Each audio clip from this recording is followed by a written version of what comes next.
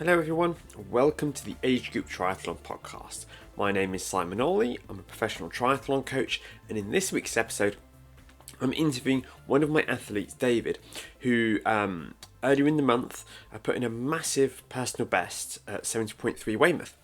And so in this episode I have a chat to him. We do chat about the race day itself, so hopefully it will be interesting for those of you who want to learn about the event if you maybe entered or thinking about entering it for next year. But we spend a lot of time chatting around the build-up, what it was that we changed about his training to be able to make sure that he achieved this milestone, how he fits training into his life, how he carves out extra bits of time.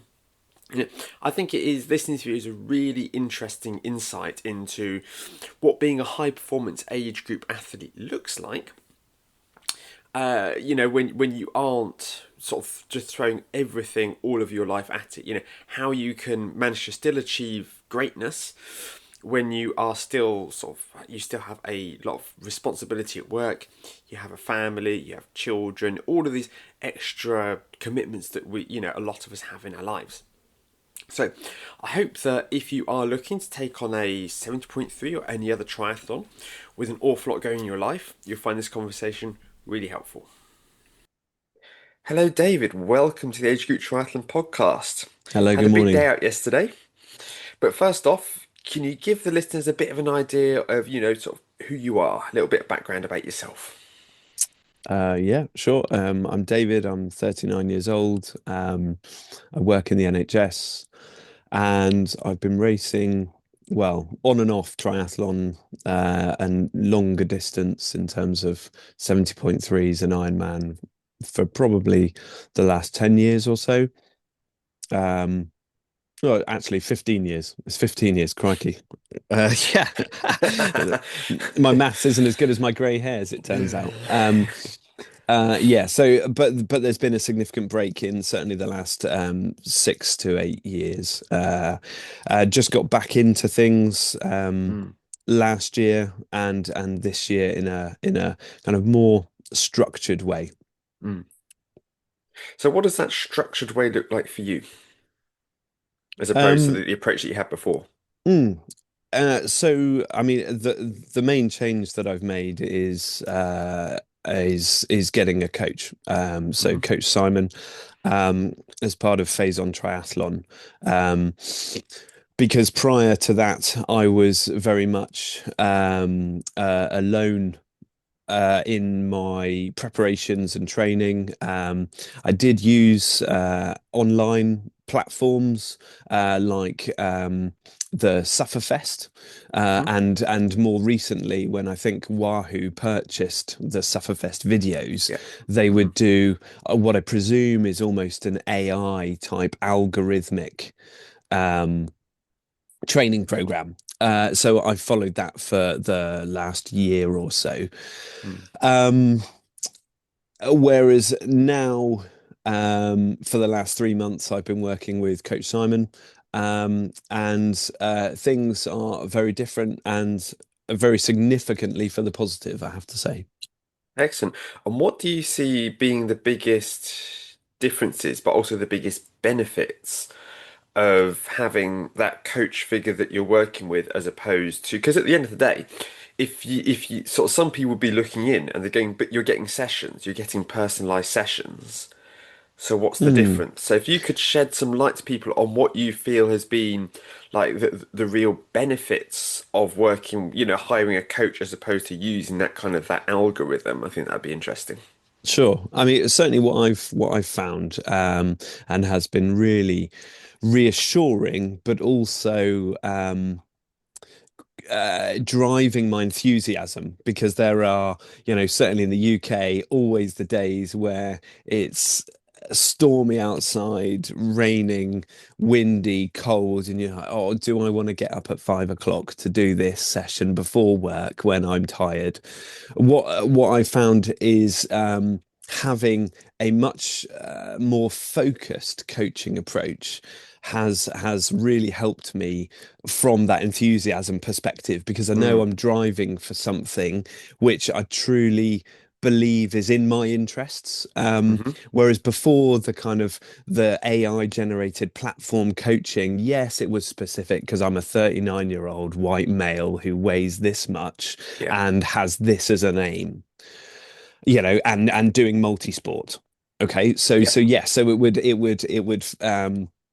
would process and produce various workouts, swim, bike, run, and then yoga, gym stuff.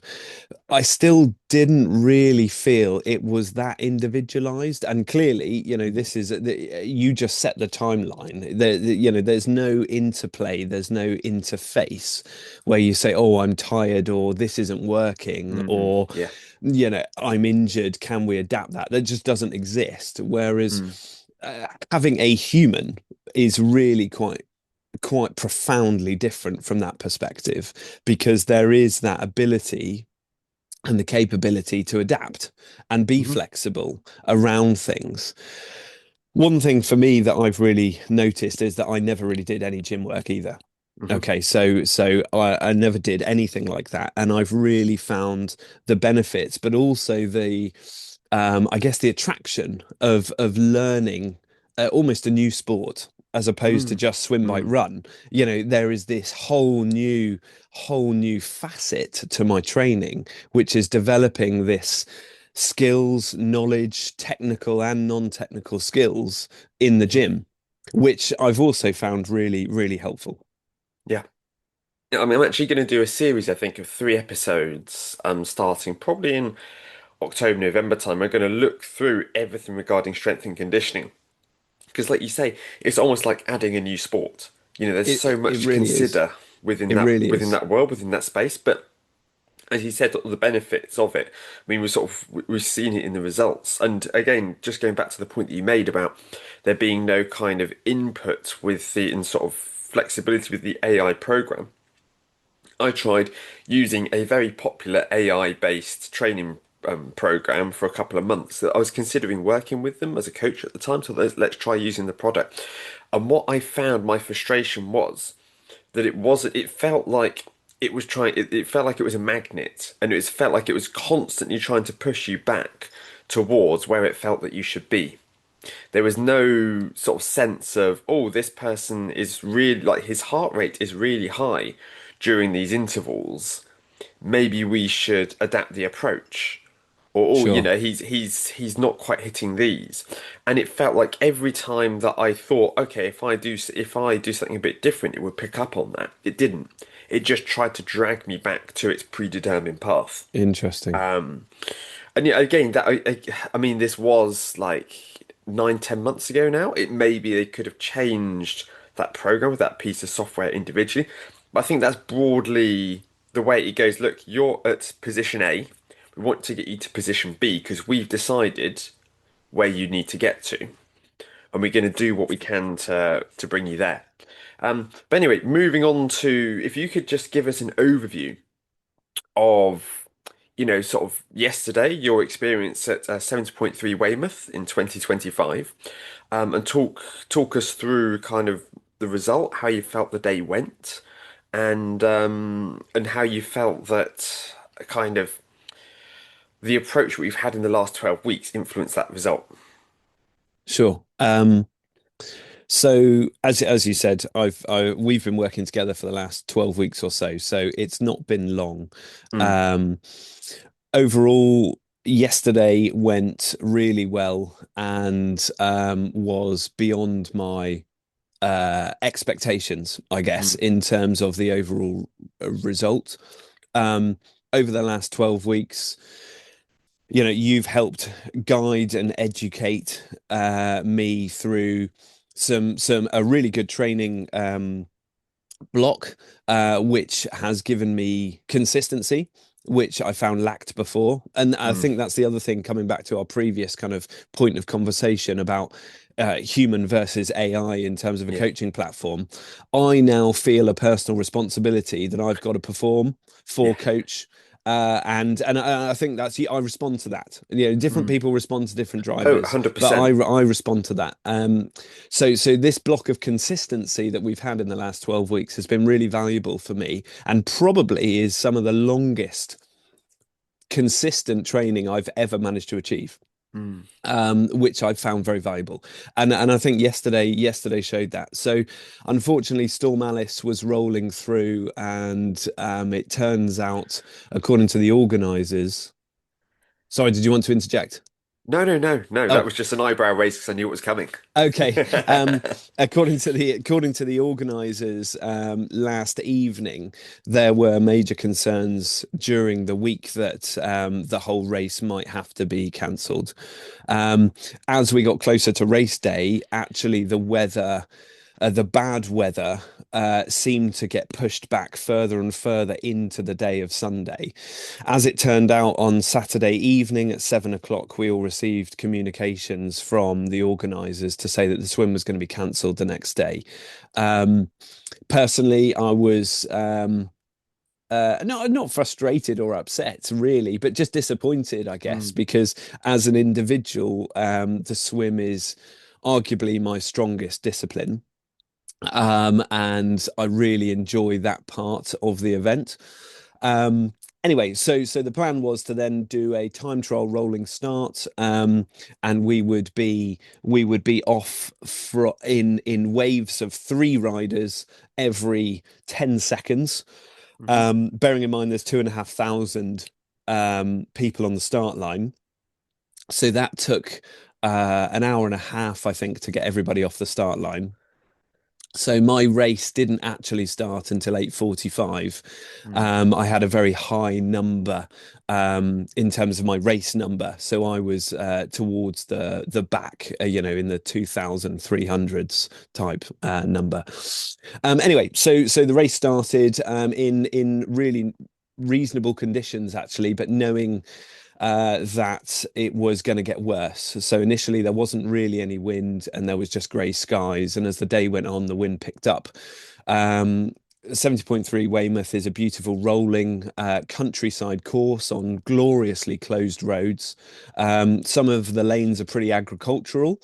And given the fact it was September and it's been a blowy, wet September so far, there was lots of leaves and damp still, and it rained overnight as well, quite heavily. Mm. So the surfaces were fairly slippy, but otherwise the bike course was great. I felt really good.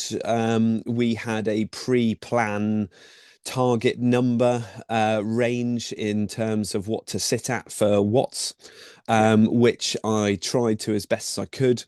It was interesting with the bike and clearly the rules of Ironman racing in that it's a non-drafting event. You're supposed to leave 12 meters or 6 bike lengths between each competitor. But given the fact that three people were going off every 10 seconds consistently for nearly an hour and a half, unfortunately, there were points at which that just wasn't possible. Mm. Yeah. And it just became, in parts, a bit of a chain gang. Hmm. Because I started very near the back of the race for my bib number, I ended up having, I guess, the benefit of luxury in some respects of overtaking some people who had started earlier than me, which was from a morale point of view quite nice. Mm. The Yeah. problem was that there was also on smaller roads there were just far too many people on the roads.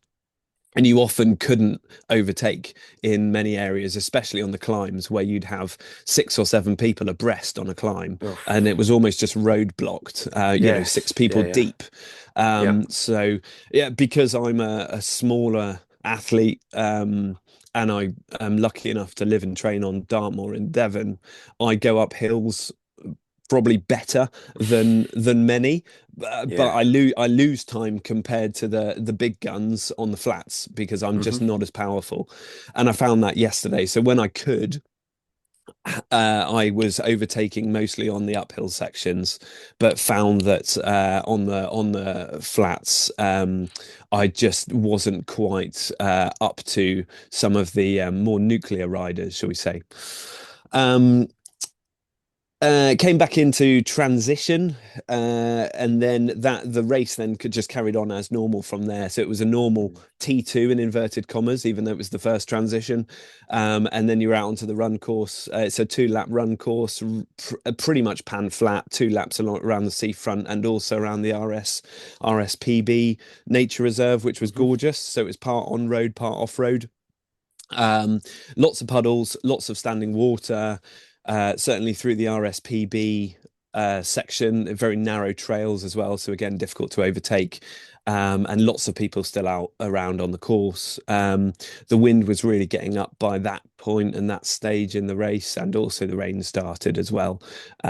So things got pretty wet and windy.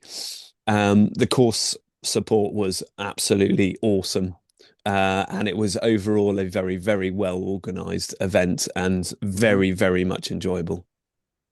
Yes, for all their flaws, Iron Man do put on a fantastic event. Oh, they really do. They really do. And after the race, I was there with the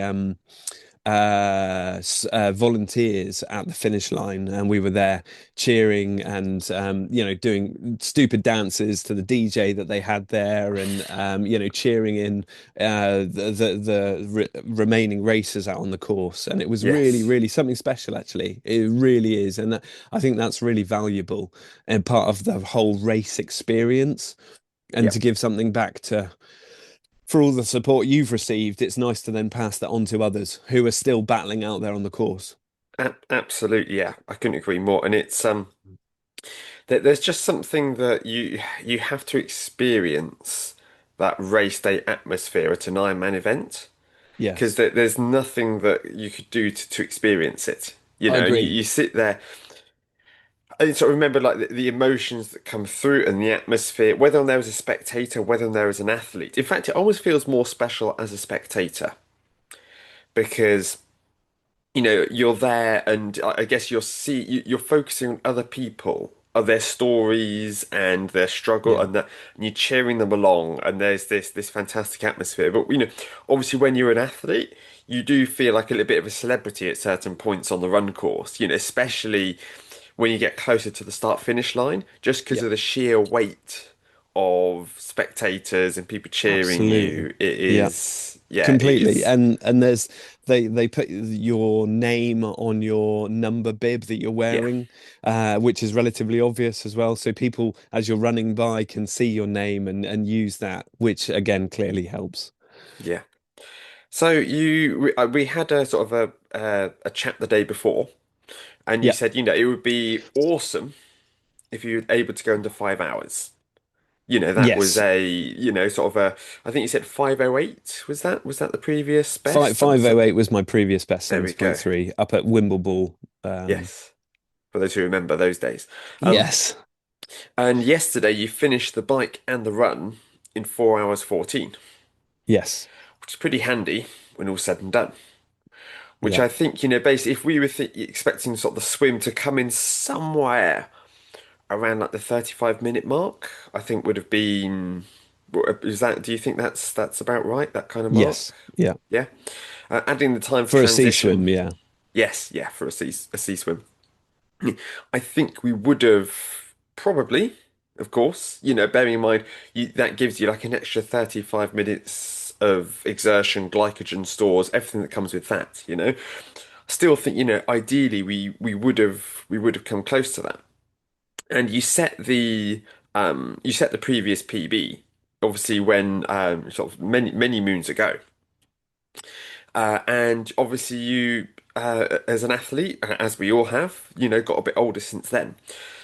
So what is it that you feel has made the difference with the preparation that has allowed you to sort of to turn back the clock a bit, as it were, with your training and to really put in? I mean, you came 103rd out of 1,134 athletes. He came well within the top 10% of the race. So looking back on the work we've done in the last 12 weeks, what do you think it is? I guess because people want to hear about the sessions, but also beyond the sessions, what is it you feel that has allowed you to improve? Sure. I think there's 2 points to this. one of them, as I mentioned earlier, is consistency. Mm.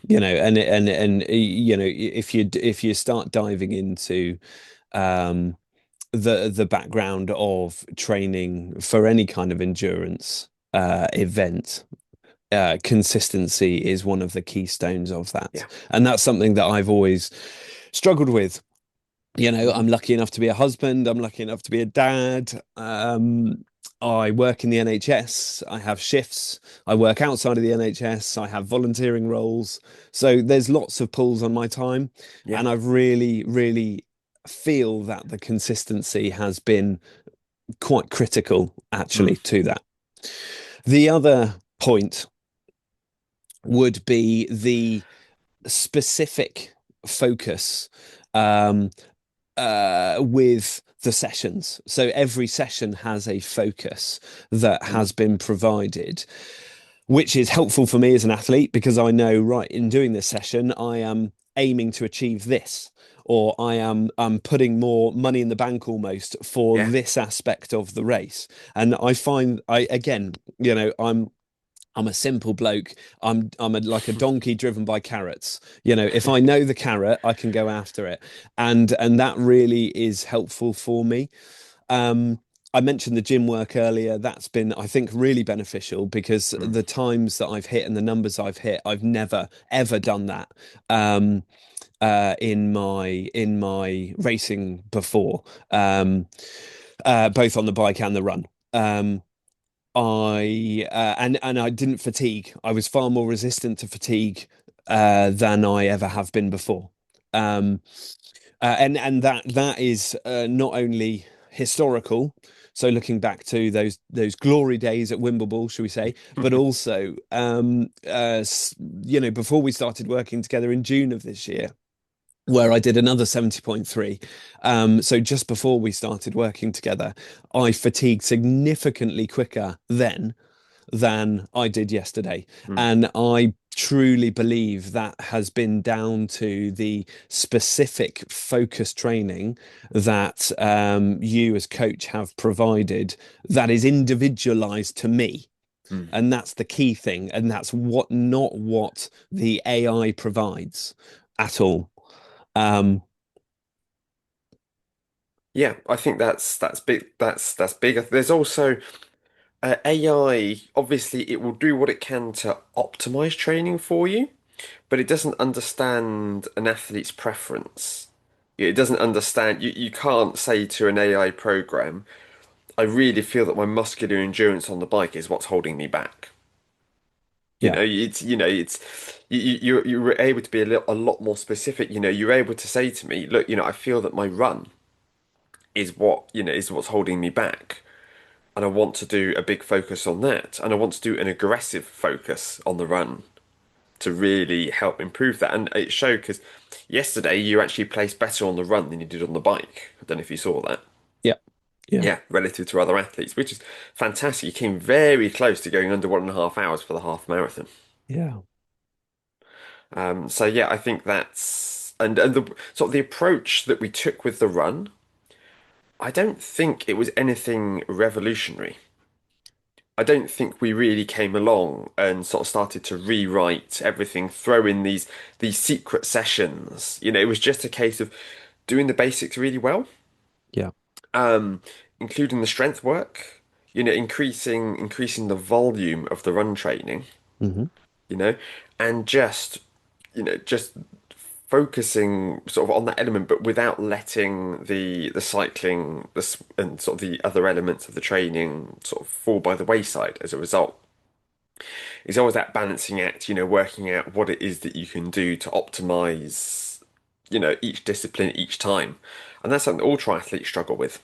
It's always a daily, it's a struggle quite often to work out, okay, what is it that I need to do this week to improve my performance in X without compromising my performance in Y? Yeah. So if you could give us a little bit of an insight how you sort of you said you had a number of different demands on your time, how it is that you sort of fitted in the training required to achieve this result. Um, what strategies did you employ? What things, how did you capitalize on different windows of time at different points in the week to give people a few ideas, a few examples of how it is that they could, carve out a little bit of extra time for training? Because I think that's how, something a lot of age group athletes sort of struggle with is that they've got the energy levels, they've got the sort of the drive, but what they're lacking is sort of the ability to squeeze sessions in here and there. How is it that you've managed to capitalize on your available time? Sure. Um, I think overall, the kind of umbrella answer to that would be about organization and being more efficient. Hmm. So, from an organization point of view, again, I need to be organized to make sure that I meet the responsibilities that I have in all aspects of my Yeah. personal and professional life. And having a structured approach and a training plan that usually would only be at a maximum of 4 weeks in advance. In terms of a 4 week block, before there would then be a discussion and a review before the Hmm. next 4 week block, meant that I could tailor things on a daily basis, Mm. looking ahead to that month and what other time pulls on my time I had.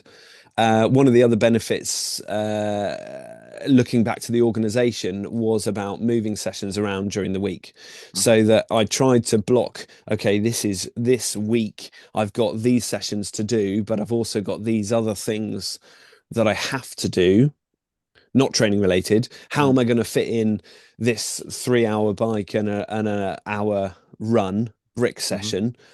When is that going to work? Is that going to be the weekend, or have I got time during the week to try and sort that? So Mm. I did move sessions around, and I moved sessions around quite a lot. Now that might lose some training benefit, I guess, Hmm. because the sessions aren't done in the order prescribed.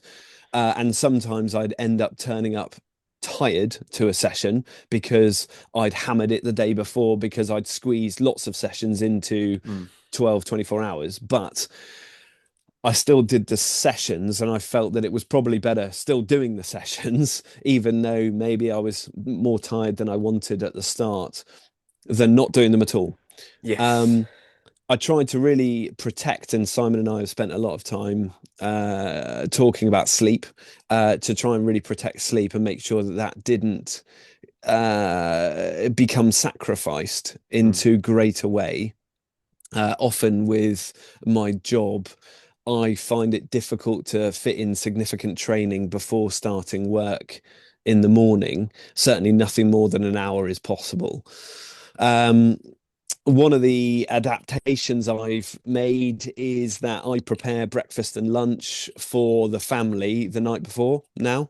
Hmm. So it's all ready the following morning, so that I can get up, um, and then come back, just kind of sort myself out, shower, dress, and everything is done for the day already. So then I can just leave for work, and that I think has been a bit of a time saving.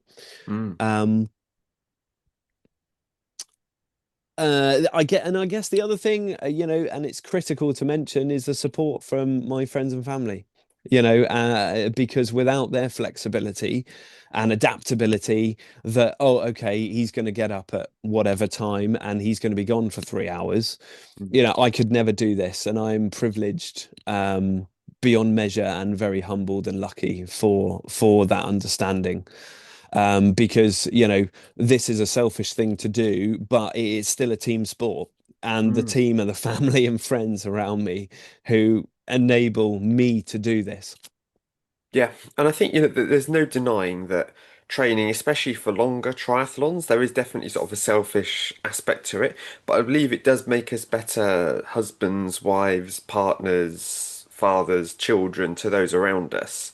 If we are looking Yeah, after our own physical health and our mental health, obviously, the way that we go about it, yes, sometimes it takes up more time than either of us would like, would want to sort of to spend apart from each other. But I think that on balance, you have to have discussions with those in your life, in your support network. I know some people who they'll have an understanding where they'll do sort of 2 or 3 seasons of shorter racing, and then they negotiate that this will be an Ironman year, and they'll go and then they'll really commit and they'll do spend so much of their weekends because between Ironman and Ironman 70.3 training the biggest difference is on the weekends. There's only so Absolutely. much more that you can fit in on the Mhm. weekdays, Yeah. but it's a difference between a long ride being 3 hours or 6 hours.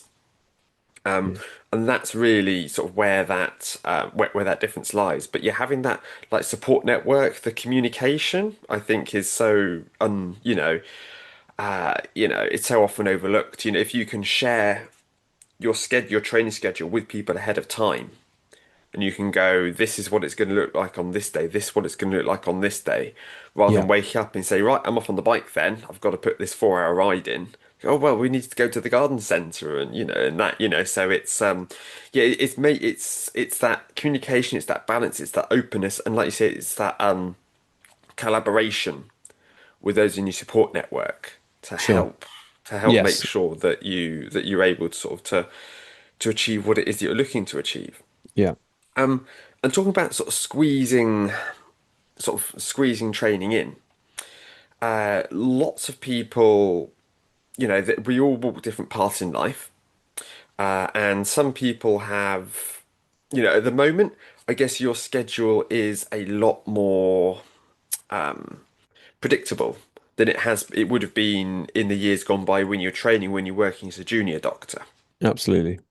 So do you feel that what we've achieved together, this race result, do you feel that that could have been achieved with enough willpower in the past, or do you feel there's definitely an element of just choosing and knowing the right moment to apply yourself to these goals, and knowing when it is that you just have to accept that things are different in life right now, and that you can't dedicate as much as you maybe would like to? What are your Yeah, thoughts on absolutely. that? Absolutely. I think the second part most definitely, sometimes in life it's just not right and it's just not possible because of everything else going on. Mm. Um and fronting up to that, and trying to take a good healthy dose of personal insight and objectivity, I think is really important. Um I don't think, as I've said to you before, I couldn't achieve the consistency before, Mm. you know. um Now things are a bit more stable both professionally and personally in my life, Mm. so I Yeah. am able to achieve that, and also I've got the headspace to be able to even look at trying to achieve that, Yeah. you know. Uh and maybe some of that comes with age and experience as well, I mean, um, experience allows you to make good decisions, but Yeah. bad decisions gives you experience, doesn't it? So they're all linked. No, absolutely. I think there can be a mindset that people fall into in triathlon, but also just in life in general, where they get the idea that there's this challenge that they want to achieve, and that they can do it if they really apply themselves, if they want it bad enough. And it's the same, with sort of gym culture around sort of, especially sort of younger people. There's the kind of we all have the same 24 hours in the day. If you really want it, it's 90% mental. Put yourself out there, go and achieve it. That kind of, I don't know if you know sort of David Goggins, but his kind of mindset of you can achieve anything you want if you really push through it. I think that does come from a definite place of privilege, Without a whether it's doubt. the privilege of youth, of the finances, of it being their full-time job, you Absolutely. know, Yeah. and that as amateur athletes, as age groupers, it's a puzzle, and we have to arrange the pieces to try and to fit as best we can whilst protecting those areas that are more important in our life. Yeah. In the last couple of years, I've put a massive focus on my business, and as a result, my training and racing has suffered. My results haven't been whereas I mean, this may come across as being a bit of a humble brag. In the past, I could turn up to a park run and relatively comfortably sort of go under 20 minutes, whereas now I'm closer to 21 minutes. And that's simply because I'm prioritizing other areas of my life. You can't maintain this athletic excellence all the way through your life, through all seasons of your life.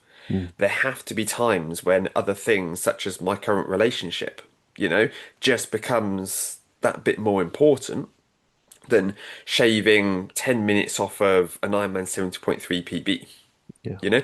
And it's a fantastic thing to do, but you have to like see it through the lens of, triathlon should enhance our life. We should feel more energetic, we should feel enthused. We should see it as a net positive in our life. absolutely. It's a choice, isn't it? Yes, yes. And it's a choice that we're all privileged to make. I think all triathletes are privileged to a greater or lesser extent, to be able to participate in this fantastic sport. Um, but to keep sight of that and to keep everything sort of in perspective. So after the result that you had yesterday, can you just share with us what your plans are? Looking ahead into 2026, how is it that you're looking to develop not only sort of the racing, the goals that you have there, but also, your own training, how we approach that.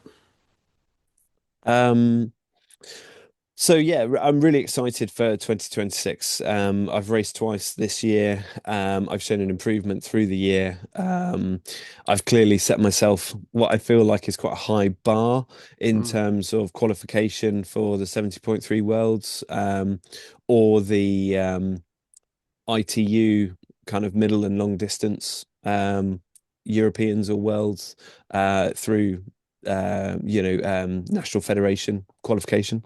yep. Um, so really, I'm really excited to build on what we've achieved, and I use we intentionally, what we have achieved this season, have a really good block over the winter, and then look forward to racing next year. To be honest, I haven't, given the fact that we're still less than 24 hours since the race, Oh, yes. Yeah, I yeah. haven't got any plans at all in terms of what races, where, when, etc. Mm, Um, but really, I just look to build on the bike and run performances. I clearly need to get quicker. So it's gonna be about that. Nutrition went well yesterday. As we know, the swim didn't happen. But really, it's looking at bike and run. I'm also keen to get a bike fit, hmm because there are various niggles that have been consistent that I haven't yet addressed, hmm objectively or professionally at all. And I think that's probably um, worth looking into in greater detail. Mm. No, fantastic. Good stuff. Well, thank you very much for your time and your insights. I hope that the listeners have gained some good insights there into the more competitive side of age group racing. How it is that we can all sort of go about our approach to our training to be able to achieve, well, at least come closer to our potential in triathlon. Thank you. So thank Good you to very much talk. for your time. Cheers, Simon. Cheers. Thank you once again to David for coming on the show and chatting about training for a 70.3 while still juggling a busy family work life. I hope that you really found that useful. If you're interested in achieving similar results as David, why don't you drop me an email? It's down in the show notes below. There's also information on my website where you can find details about all of my bespoke coaching, including pricing. I don't keep the pricing hidden, it is there for you to go and see. Starting next week, I will be looking at the world of strength and conditioning.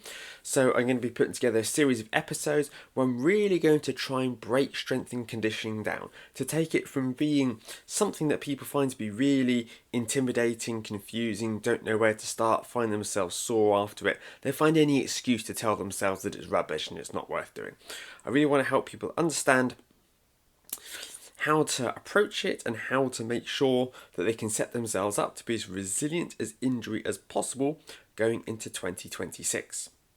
Now, at this point, normally I'd wish you the very best of luck with your training, but it could be your off season. And if it is, put your feet up, catch up with your loved ones, let your hair down, eat what you want for a couple of weeks. and just take the time to physically and mentally recharge from this year of training before you get ready to go again. See you next Tuesday morning.